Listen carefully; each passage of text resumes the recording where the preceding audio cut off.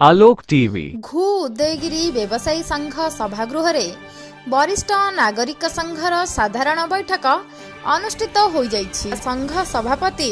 नेत्रानंद बेहेरा सभापतित्व रे आयोजित एही बैठक रे जिला वरिष्ठ नागरिक संघर सभापति सर्वेश्वर मिश्र,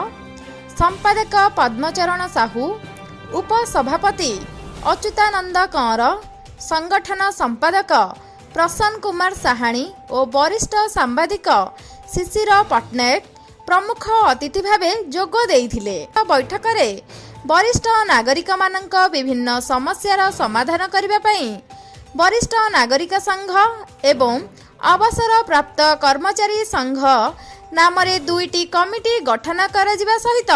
कर्मकर्ता चयन कर जाइथिला। उदयगिरी वरिष्ठ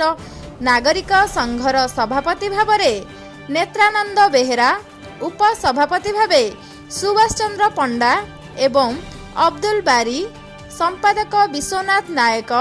सह संपादक गोपाल नायक, संगठन संपादक प्रफुल्ल कुमार साहू, कार्यकारिणी सभ्य भावे अभिराम प्रधान, अरुण प्रधान, शिशिर पट्टनायक, पंचानन डाकुआ, प्रहलाद बेहेरा, पतित पावन साहू प्रमुख मनोनीत होइथिबा बेले अवसर प्राप्त कर्मचारी संघर सभापति भावे